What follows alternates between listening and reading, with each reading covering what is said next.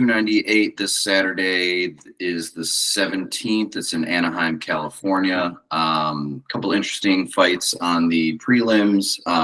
Pretty well stacked main card. But to skip ahead for time, we'll go ahead and skip to the Merab Dvalishvili versus Henry Cejudo. What are your guys' thoughts in terms of Henry coming off of a loss, which is also coming off of a big break, although he's a highly decorated fighter, versus Merab seemingly having like a lot of success and a lot of eyes and a lot of question marks to see exactly is he championship material. What do you guys think?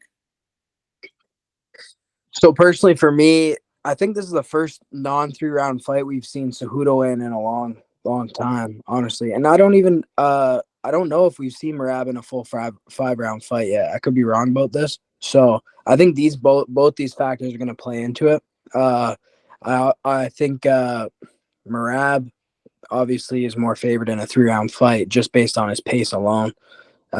Whereas I feel like Cejudo, ever since he's won the belt, has been more of a fighter that he definitely uses the pace and very well. And he's trained for more of a 5-round pace, in my opinion. Having fought in both the 3-round and 5-round fights, I know the training for these types of fights are completely different. So that's where I feel like the main advantage for Merab is for sure going to be with his pacing versus Cejudo. I feel like Cejudo a lot of times kind of starts a little slow. Do you think Merab's size is going to cause a problem for Henry? I just feel like Henry, he was a really good fit at 125, and even against, Aljamain, when he lost to Aljamain's obviously a pretty big bantamweight, but Merab is a little bit bigger than him. He's got a little bit of a reach advantage as well. Do you think that Henry is going to be a little more prone to feeling the pressure of only having 15 minutes, maybe a little bit more likely to make a mistake early, knowing that he has to really go for it and he doesn't have 25 minutes to find his rhythm?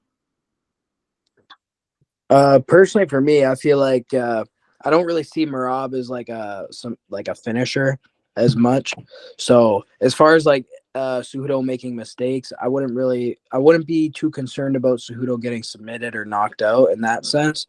But I just feel like again, I feel like Cejudo's not really going to be. He hasn't really fought a wrestler with the same sort of kind of just forward in your face style as Merab. So I really feel like that's where we're going to see a typical Merab fight, in my opinion, in this one. Yeah. I think something similar. I was thinking about. I think Merab has insane cardio too. And I think the question I have is Merab going to score a takedown in the first round? Because he does have that forward pressure. It's kind of like, I don't know what's going to happen with their cardio. So it is a 3-round fight. I'm here, yeah. Okay. Yeah. So yeah, I feel like it's not going to be a pretty fight. I feel like it's going to be a lot of wrestling against a cage. And I think Merab's going to take him down though. And I think, Jeff, to your point, it's going to be that strength and size factor that does it. But I mean, I'm kind of talking crazy because I know how good of a wrestler Henry is. Do you think he takes him down? Does anybody else think Merab's going to take him down? Because I think he will. I think there's a high probability that Cejudo could tire out because he's going to work super hard because he's not easy to keep down, right? But how much energy is he going to expend if Merab pushes the grappling on him really hard? Is it gonna wear him out? Is that gonna leave Merab an open opportunity in the later rounds, end of second, beginning of third round? Yeah, I don't know if we see actual solid takedowns from Merab. A lot of times I feel like a lot of people do pop up off Merab takedowns or at some point hit a scramble and get back to their feet. Merab's doesn't have he's not like a Khabib type where it's like he has very great pinning ability. His ability to move forward and shoot takedowns constantly over and over and over again, I feel like that's where his strengths lie. I feel like as far as the grappling exchanges go, it's going to be kind of more similar to when Merab fought Aldo. And it's going to be more of just kind of pushing him on the fence, wearing him out there, landing little shots, grinding him out. Yeah, exactly. Sure. Yeah, I don't see these guys standing up. Like I know Cejudo in other fights is, although he's like a great wrestler, like I don't know. I just see this happening. I see like exactly what you said, TJ. I just see it near the cage a lot of like clinching and and it's takedown attempts. I don't think it's that exciting as a fight, but I actually think that Merab's gonna win. Yeah. And I think it's gonna be by decision. Yeah. I would have to agree with that. That's my prediction. I think Jeff, that one thing you're going to hear from me is that, a lot of people mention it, especially in the press where I'm having these conversations, that MMA math isn't really good math, but I'm an MMA math guy. I love to really ponder those types of things. So while I think that I do agree that Merab is probably going to take a decision win on this one, I think I have to mention his last 3 fights. 3 fights ago, he took 2.5 rounds, almost 3 full rounds, to take Marlon Moraes out, who was heavily on the downswing. So that on paper, should have been an easy win for him. He won a decision against Jose Aldo, who had also a lot of people had mentioned that he had kind of lost his luster after the shock of like being knocked out by Conor. And then he won from Piotr. He got a decision over Piotr Jan, who I think that the jury's still out on Piotr Jan. He's got a couple of losses, but before those losses, that guy, his performances were just absolutely uncanny.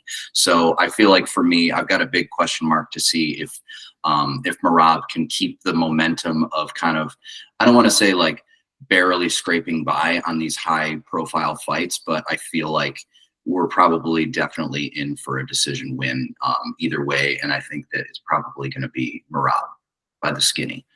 Yeah. As a fan, I would like to see Henry pull out some magic, but I think that's an even bigger question mark whether or not he's got that in him at this point. The other thing I was talking to TJ about earlier is like some of these guys, like I'm not sure TJ if we answered that fully, but like Jeff, I don't know if you know, but is Merab still with like Sarah and Longo? Like, is that known, or like, is that just because I know he's training with Syndicate, but I don't like others have said, like, I don't know if he's just kind of training there when he's in Vegas and then. As like a fan that follows all the press and stuff, I've been watching the embeddeds, and Longo and none of those guys are in any of the clips. That's what I mean. He has like he's like a team with a different coach, so I'm not really sure about that. Yeah, but I never heard anything like I follow this stuff religiously too, and I mean like I haven't seen anything about him switching teams or anything like that. But then he's like, oh, I want to thank my coach, and I was expecting to see like, one of the guys from New York, like or Jersey, or right on the background. Yeah, and then no, like it was the the Vegas guy. So it was just it was kind of a shock to me. So I don't know if that's going to play into like if that even means anything. And again, I don't know if his last fight, I don't know if it was the same thing. Like, does anybody remember when he fought Piotr Jan? Like, was Matt Serra in his corner, Longo, or like what was it? I don't recall. Honestly, yeah, I don't even remember watching that fight. It was last March. Left an impression, huh?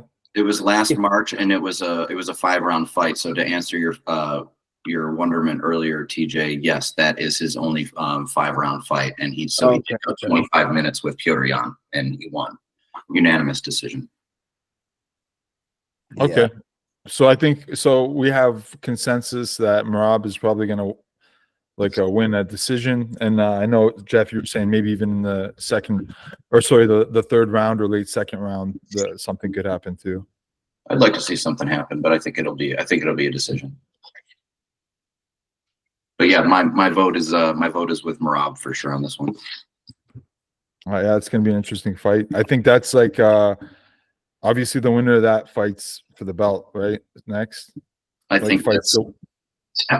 Hey, if Henry wins, I don't necessarily give him the title shot. You know what I mean? But I'm just not a huge fan of his character. Like, the banter has been so cringy for me, and as a fan, I just can't stand it. So I think with a win, Merab gets the next title shot for sure. Yeah, I agree. Okay, so let's go to the next fight then. We have Jeff Neal and Ian Gary. Ooh, I like this fight a lot, actually. Yeah, same. Yeah, same. I love this fight, and I think this is just to bring it back up the expert matchmaking that's been going on lately. Jeff Neal, Ian Gary. It's an amazing fight. I think they're two very contrasting fighters. Feel free to call me out if I'm a little bit wrong on this one, but I think that well, I know for sure that Ian Gary, how tight and how precise and how much output he has with his striking is amazing. And it's a really great contrast to Jeff Neal, who I feel like has a little bit of a wider stance. He's a little bit of a grinder. You know, like his shots are a little fewer and far between, but he's incredibly durable. And so I think what that could allow, and I don't remember what fight it was, but I have seen Ian Gary get tagged one time, and he did not look like he liked it very much, although he's undefeated.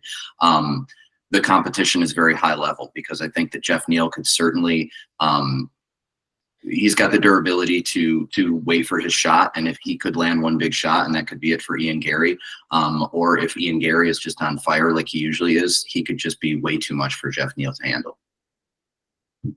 Yeah. So yeah, he got dropped against Kenan Song. Was the one fight he got dropped in. Mhm. Honestly, I think Jeff Neal, if he's coming in decent conditioning, I think he takes this fight personally for me.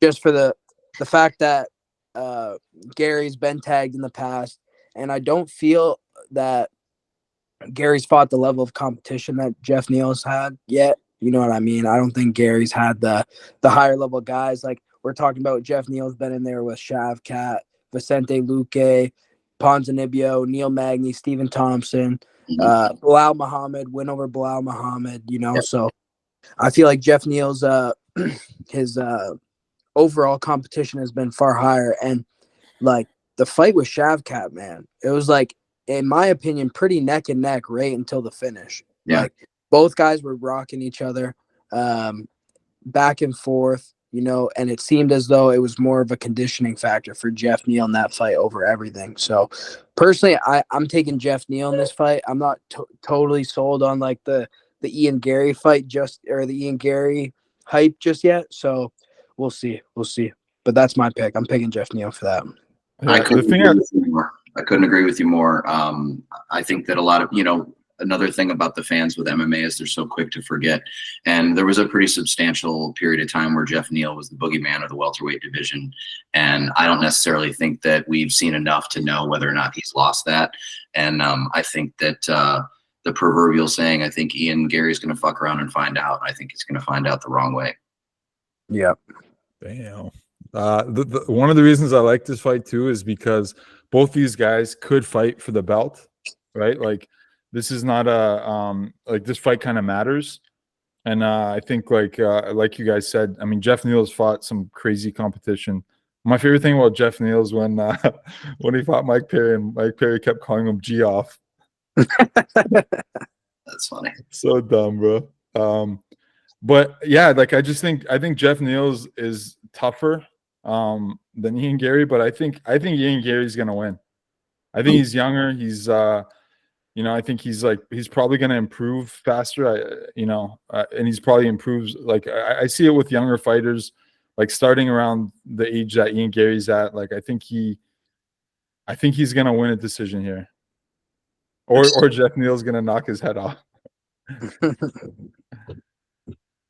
Yeah. So you guys have Gary by what do you think by? Sorry, you guys have Jeff Neal by like KO or TKO? I think it could be a TKO. I think it's probably more likely. You know, I think it could be a TKO or a decision. You know, actually, you know what? Let me think here. Because I think that Jeff Neal could catch him. I think it would be a TKO. But I think that if Jeff Neal waits a little bit too much, that Ian Gary's going to be fired up, and Ian Gary could take it away from him by decision. But I would definitely be very weary of the power of Jeff Neal, and I think there's going to be an opening there. I think that we've seen the openings before. I think that he's, like TJ mentioned, both of you guys mentioned, that he's been in there with high levels of competition, and it's just going to be a cool story, bro, kind of thing. You know, I think it's going to be Jeff Neal. Yep. I'm going with Jeff Neal on this for sure. Nice. I think most likely by I think it's going to be a little bit like second half of the fight stoppage, in my opinion. I feel like Ian Gary's going to crumble under the pressure a little bit. And honestly, like Ian Gary has not really been in there with too many hard hitters yet in his career. That's true. Like a decision win over Neil Magny's not known as a knockout artist. Nobody he's fought is really known as a knockout artist. You know what I mean? So it's like we've seen him get tagged in the past. So if he's really riding that hype and feeling confident, as confident as he sounds, if he wants to stand in the pocket and trade, I'm sure we've seen Jeff Neal happily oblige that kind of fight in the past. So we'll see. You know what I mean? I'm going. Basically, my choice is I see Jeff Neal. He's tried and true in a situation that I see playing out, whereas Ian Gary is not. This is why I love this fight too, because like you have one guy who's like proven himself, and he's like almost, I wouldn't say gatekeeper, but it's probably I wouldn't expect him to become champion, but he's up there. He's going to be like, he's been top 5, right, for a while. Well, yeah, he's has wins over a multiple top 10. Yeah, three top 10s at one point. I think it's really interesting, Ozzy, that you mentioned the gatekeeper, because I think that this fight is very, very telling for both of these guys' career. I think with a win, I'll jump on the Ian Gary, hype train. Like if he puts on a great performance, I'll jump on that hype train. And if Jeff Neal doesn't win, I think that he has fairly kind of at this point earned like a top level gatekeeper kind of, status at this point. But I just think that Jeff Neal's still got a lot of gas in the tank, and I think we're going to see Jeff Neal reminds me of like maybe like one ranking behind like somebody like a Dustin Poirier who's like in the top 5 always. Sure. Who always fights like the toughest guys and could beat anybody, but it just doesn't get the belt. Yeah.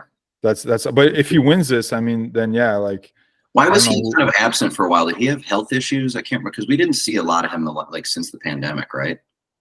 Or have we seen he was booked against Ian Gary at one point and pulled out due to injury. Mm-hmm. And then since then, yeah, just nothing really. So and his last fight he missed weight by quite a bit, missed weight by 5 pounds. So it's like when I talk about if Jeff Neal comes in shape, that's pretty much what I'm referring to. You know what I mean? Like when you miss weight by 5 pounds, in my eyes anyway, you're probably lacking your conditioning a little bit. Sure. Yeah. Okay, so we're at the co-main event now. We have Paulo Costa and Robert Whittaker.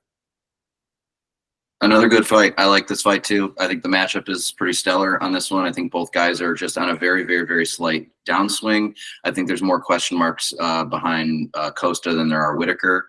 I'd be excited to see Whittaker kind of get back up on that horse and ride again.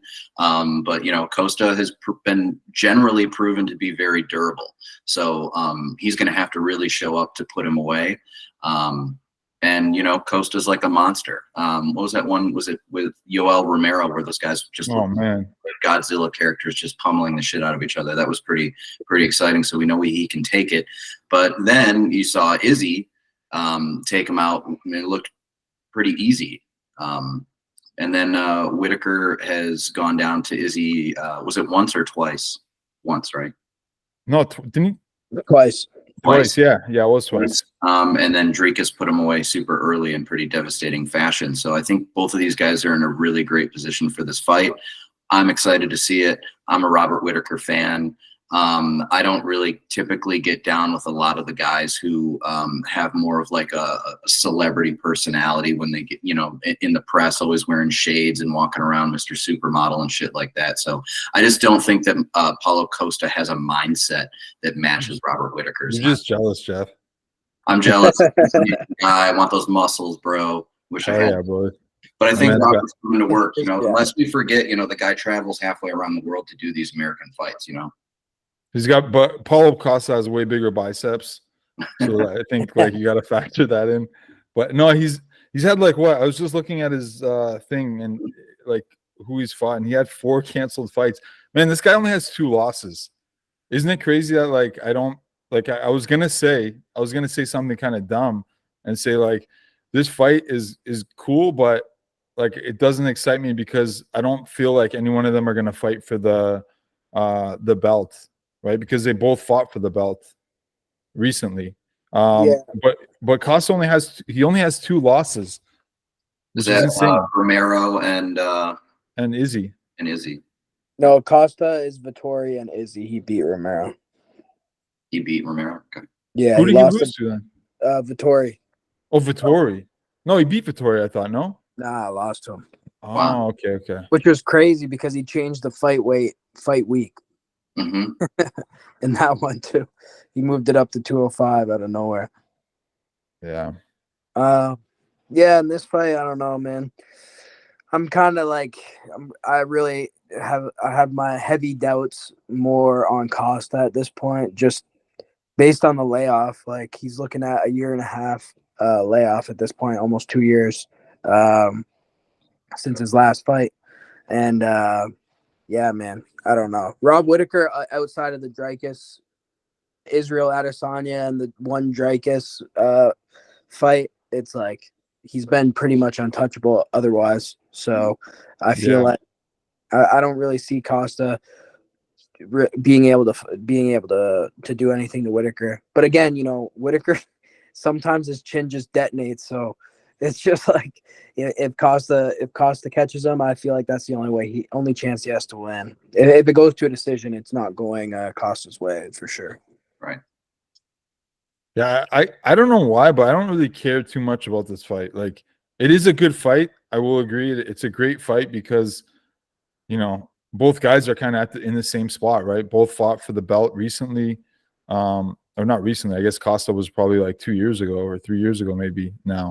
Almost, yeah, 3.5 years ago. Yeah, it's wild. But like Costa's inactivity is like, a huge question mark. And then, Whittaker didn't look that great in his last performance, but I mean, I don't know. Like, who do you guys have winning this fight? Like, do you guys think? I think Whittaker's going to take it. And, I like Robert Whittaker to stay in the title picture here at 185. I think it keeps it a little bit exciting. I think that not enough people are talking about Jared Cannonier.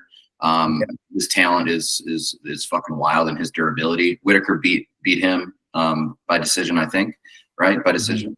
Yeah. And correct me if I'm wrong, but didn't like Whittaker and Hamzat become like kind of pen pals? Like, aren't they buddies? Or they talked about getting together to train? So I wonder if that takes the opportunity for those guys to fight somewhere down the line. But that could be a really cool title eliminator. You know what I mean? Like if Izzy and Dricus got to do their thing to kind of sell tickets, I'd be happy seeing Robert Whittaker and Hamzat somewhere down the line, but just keeping him in the title picture, because he's one of those guys that I feel like when he's outside of the title picture, like he doesn't do those 5, 6, 7, 8, 9, 10 fights. Like he just melts away and retires when he's done. Sorry. There was one point I was going to make. I was like just basically saying nothing earlier because I forgot what I was going to say. But I didn't think Costa looked too good against Luke Rockhold in his last fight. No, I agree with that too, especially considering like Rockhold in his head was done. You know what I mean? He retired after that fight. And and I think yeah. So go ahead. You got to wonder too, like if a fighter goes into a fight with that in their mind, it could go one of two ways. Either they're mentally checked out, or they're gonna give it like hell their last go. You know what I mean? But I mean, Rockhold's like stuck in there for sure for that fight, but he was essentially just a heavy bag in that fight. Yeah, it was bad, man. That was bad. But for that reason, like if I'm thinking, who's gonna win this, I see Whittaker winning. I think he puts him away too. I think it's like second or third round because I feel like he's gonna have better cardio than Costa, and so I'm saying like second or third round TKO. Yeah, I don't mean to be a hype, but watching all the press and stuff like that, like Paulo Costa just looks drunk when he's walking around and shit. Like he just looks like he doesn't give a fuck at all. Like he's just kind of aloof there, like, oh, what? Where do I go? What am I doing? What are we doing? So you just gotta kind of wonder about a guy who just walks in there and just looks mentally aloof. I got Whittaker. I think he'll put him away too. I think he'll put him away sometime in the second half of the fight. Yeah. So I mean, like going back to if you're looking at Costa's wins in the UFC, is all against guys who, well, 4 out of 5 were sorry. He's fought some killers. all the guys that he has wins over though are no longer in the UFC. Mm-hmm. Every single win he has is against guys who are no longer in the UFC. So, I mean, as far as like Costa's wins at a high level, I mean, his best wins, I should say, would be an older Uriah Hall, a 13-8 Uriah Hall at that, and then old Yoel Romero. You know what I mean? So, those are his best wins. But Well, I think if you want to say Rockhold, but I don't really consider that to be a top-notch win at that point. Hey, that's the why Yoel Romero fight could have gone either way for me too. Like those guys are just a bunch of kids beating themselves senseless, you know. The reason why I brought up the Rockhold fight is because I think it's a huge like reason why I'd say Whitaker is going to win for sure. Mm-hmm. But I think that fight between Romero and Costa was like so crazy. Like, I remember thinking before Costa fought Izzy, I'm like, this guy is gonna this is gonna be the most exciting fight ever, right? Like, because he had like that Mike Tyson kind of, you know, like that image, and I mean, we've seen it in the Romero fight, so I thought he's gonna come out like that dog again, right? So I would love to see that. By the way, I don't usually like to see two guys just like, you know, throw insanely in the middle of the ring, but I want to see Costa do that just because he has that reputation. When he does it, I don't know, everybody gets pumped. I don't think he's going to be able to find Whitaker because Whitaker's movement is so incredible. He's just going to miss. He's going to make a miss.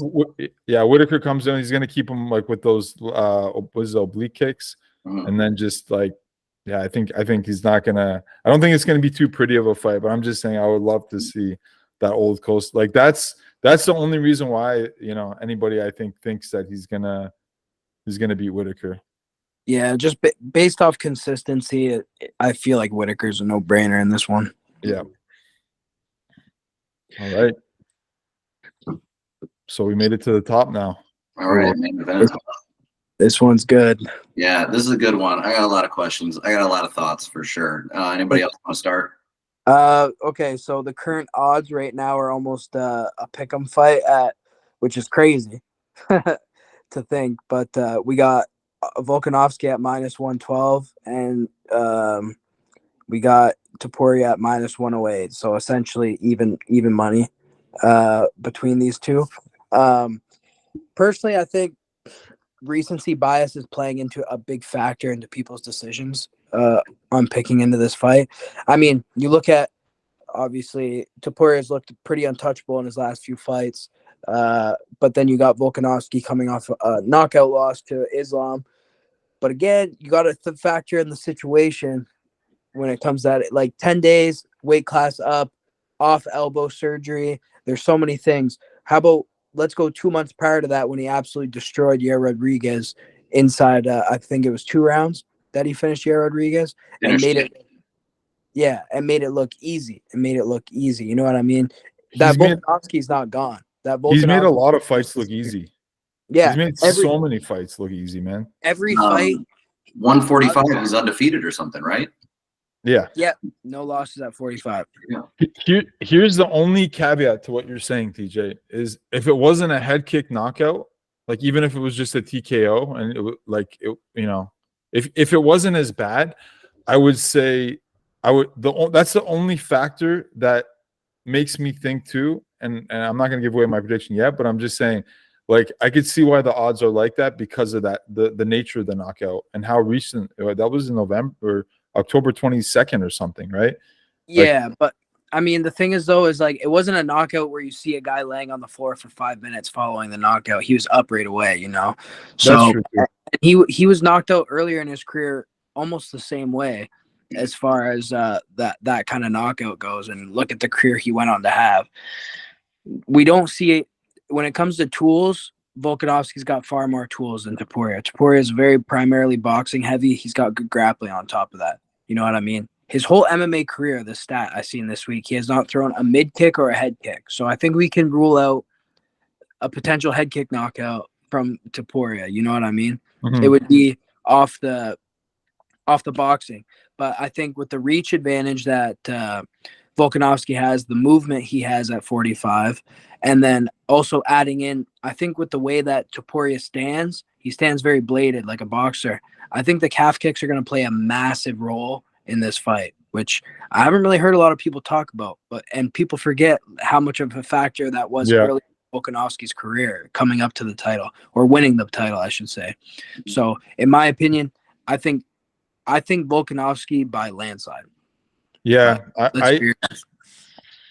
I still like, if I'm talking about my guess, my educated guess, I'm definitely saying Volk, and I think he's just looked so dominant against like so many top level guys. If you look at who Topuria has beat, the only difference, like Topuria almost has like a Hamzat thing where he was like, finishing everybody at first, right? Yeah. The last fight against Emmett, I almost forget the fight. Like I don't remember a thing from that fight. I just rewatched it. You just rewatched it? Yeah, I got a little bit of Ian Gary's disease here, you guys, because I mean, so we don't have to just go through what we did with the Ian Gary and who has he fought, this, that, and the other thing. We don't remember that fight, most of us, I assume. My question is, did Josh Emmett land one clean shot on him? Because he did land. He landed several shots. I mean, his face was wearing a little bit of damage. Topuria's face was wearing a little bit of damage at the end of that fight, but I didn't really see the Josh Emmett power land on him. So I have a lot of questions. I think Volk is going to land clean. I think he's going to land often. I think that he's going to switch everything up constantly and not just be throwing thunder bombs at him constantly. Like Josh Emmett, let's face it, is a great fighter and everything, but he's like a 100-piece puzzle that you give to your fucking toddler. Like you figure it out right out of the gate. You know what I'm saying? You know exactly what's going on there. You're not spending 3 weeks on that puzzle. You got it figured out. And Topuria looked good in that fight. He looked like a very good, very durable, solid boxer. MMA math. One thing I'll say for Topuria is that we have seen a lot of success with people that have this unwavering mindset. Like he's so confident, he's so sure of himself. Like he changed his Instagram that says that he's currently the champion, and he's doing all this crazy shit. So he's doing great marketing the fight for sure. But are we going to get the fight that we're being marketed? I think is a huge, huge question. I personally think that we're gonna just have a Volk showcase on Saturday. I think it's gonna be awesome. I think it's gonna look great, and I think it's going to humble Topuria pretty heavily. When I was a huge John Jones hater, I used to think like every guy is gonna step up. Okay, this is the fight, and then John Jones would just make them look like they didn't belong. And Volk does that same thing, man, all the time. Yes. Obviously, Islam's I think is one of the best fighters in the UFC right now. So it's hard, and he moved up a weight class. Like it's not really a fair fight in a way, right? But I just think I do think that I have my fear that it's going to be a one-sided. But I mean, man, I don't know. Topuria, like you said, Topuria has he's marketing himself very well. Like I think he's making a lot of believers. Like look at the odds, right? Mm-hmm. So I have a huge question here. So if anybody's wondering what's going on, what's going to happen in this fight, the incredible strength and just will to weather the storm of that choke that he was in from Brian Ortega, and what it took to get out of that and then become victorious in that fight. Nobody has that. Yeah. Nobody. Name one, I'll wait. Nobody. That was horrifying, dude. Like it was just a matter of seconds. I was like, got him. Mm-hmm. Nope, doesn't got him. He was in there for a long time. So I think the question just becomes, with that head kick knockout, for sake of conversation, did any of that mental and physical strength, did he lose any of that strength with that? And I don't know. Maybe we'll find out. I mean, personally, I doubt it. I mean, that's just one example, one good example of Volkanovski's just mental toughness. As far he got rocked against Max Holloway in a fight, stuck through. Against Islam, the first fight, he finished on top. You know what I mean? This is a guy who in the 5th round was looking like he was on his way to potentially finish a fight. You know what I mean? I feel like Volkanovski mentally, he had Islam on his back talking shit. Islam's on his back. You know what I mean? Like, Yeah. I really feel like when it comes to mindset, Volkanovski, if there's one person to look at when it comes to mindset, it would be him. You know what I mean? And I don't like to think that Topuria is getting in his head. I have zero like worries about that. This is why I love this fight, is because I feel like both guys are pretty mentally tough. Like, I feel like they're both dogs and they both go to war. Topuria is so sure of himself, and that is probably one of his greatest weapons, to be perfectly honest with you. Yeah, but to your question, I agree with TJ. Volk's mindset is like a champion's mindset, and even in his loss, he took it he was humbled. He took it well, and I feel like he's one of those guys that improves from something like that, right? And 100%. Recalibrates. So I feel like we're going to There's see even room for improvement. I mean, the guy's top notch. The guy was at the top of the pound for pound, rankings forever. Where there was a question mark in front of his name, anyways. The only thing is, like, with guys like that, I find like he's been at the top for so long. Like, the new generation of fighters is a different level, right? Like in 3 years, we're gonna see like. I feel like we're just gonna none of these. I don't know how many of these guys are still gonna be at the top, like really, because personally for me, I feel like Topuria will be champion at some point. I just don't think right now. You know what I mean? As far as 45ers that are on the come up, it would be Topuria.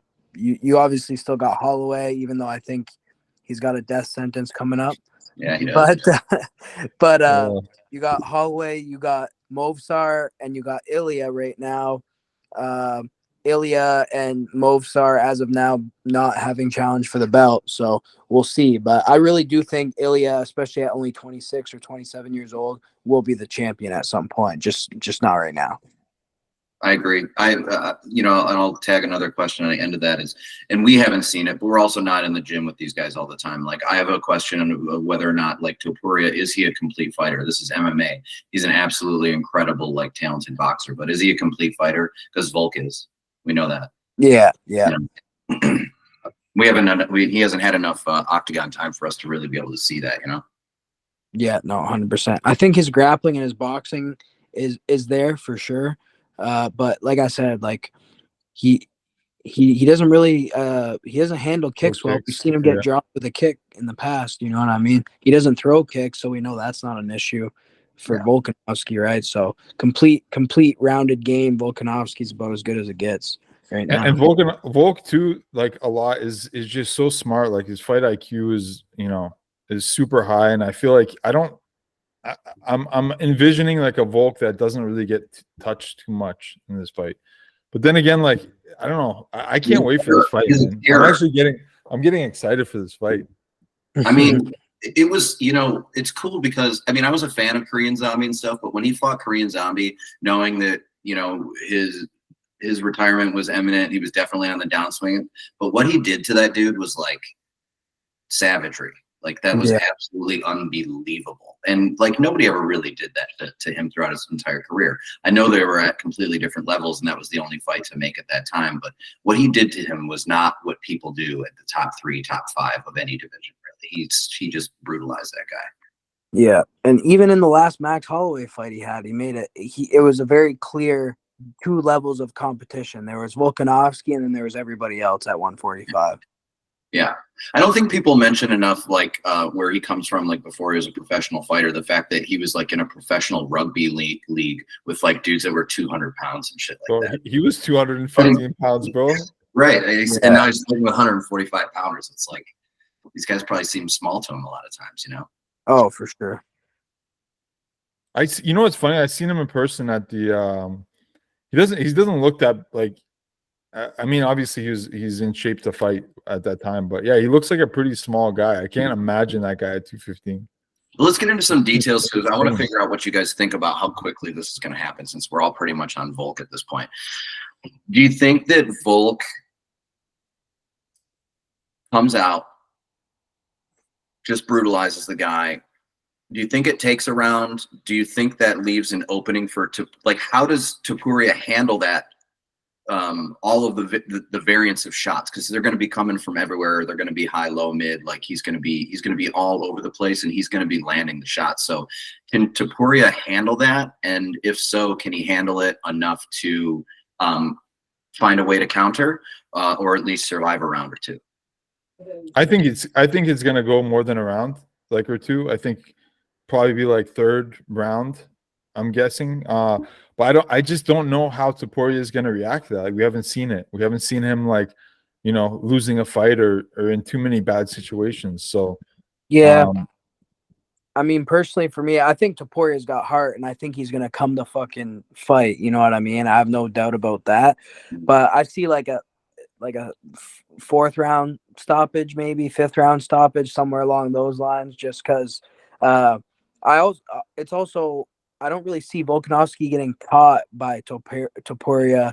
Like Topuria's fail safe when it comes when the going gets tough is he wrestles, just like we seen in the Jai Herbert fight. He got rocked, and his base is grappling. I think people don't really realize that, but if you watch like the prime or the countdown, he started in jiu-jitsu, his base is grappling, and then it's all the other stuff following that. So I don't really, he's not going to be a guy who's going to, he's rocked, take down Volkanovski and be safe. You know what I mean? Volkanovski's going to put on the onslaught and finish the fight, in my opinion, so I don't think he's going to quit. I don't think he's going to be a one and done type of situation, but he's going to get beat down over time.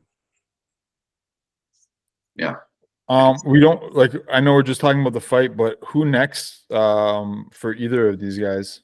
Like I know Mosar's undefeated. He had he fought well his last fight, Mosar. Yeah. But it wasn't like a dominant. Like I think if he put that guy away in the first or second round, I think those knees were legal, man.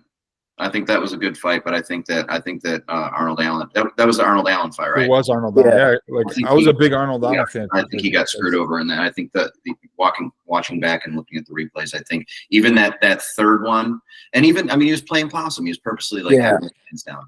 I think that was a really smart play. I think Allen is a really great fighter. I like him in the picture. I also like Mosar in the picture. I think now, regardless of the rules, him eating those knees and still coming out with a decisive victory, we'll see him in the top three for sure. We'll see him. I think that he could be next. He could definitely be next. I don't think that I see Volk moving quite yet. I think that we still need to see what's going to happen at 55. But maybe if Volk would be interested in taking some like lower level 55 fights, that could be interesting. But then again, if you want to be like protective of your favorite fighter, you don't want to see him go against Justin Gaethje, because we're about to see what's going to happen with Max Holloway doing that. It's only going to take one. Yeah, I was just gonna say if Topuria wins, like there's a few guys, but Max Holloway's fought for that belt so many times, so I don't think there's ever gonna be there can't be a Volk Holloway 4. If Topuria somehow comes through with a win, he could have a really long reign of a lot of really exciting fights. I'll say that, but I just don't think it's going to happen for him. Yeah. Okay, so that kind of wraps it up for UFC 298. Mm-hmm. Any final thoughts on this card? I'm pretty good. No, I like the Mackenzie Dern Amanda Lemos fight at the top of the prelims. Ozzy, you and I talked about fighters that we know for sure are definitely not going to get to championship level, and I think that neither one of those girls are going to. We saw what happened with in her championship fight. Mackenzie Dern just keeps stumbling and falling at the top of the division. So, but I think as far as matchmaking goes, we're talking about how good the matchmaking is right now. I think that's a really good match. But other than other thoughts. Yeah, no, just the only other fight I'm excited for is the Anthony Hernandez Roman Kopylov fight. Mm-hmm. I think Kopylov looks so good in his last 4 or 5 fights, so I'm super excited to see that fight. Other than that, though, yeah, it's going to be a great card. What indications does that have at 85? Because those guys in the top 10, or are they ranked in top 15? Where are they at? Oh, that's a great we question. got one in the top 15. Anthony Hernandez is number 15. Okay. Yeah. Cool. So, yeah, it'd be nice to see some new guys in middleweight that are coming up. Definitely. Yeah, it's going to be an exciting card. I'm excited. All right. It's at 10 p.m. on Saturday, the 17th. 10 in p.m. Anaheim. Eastern Standard Time. Okay, thank you. Thanks for joining, everybody. Yeah, thanks. Yeah. Thanks for coming.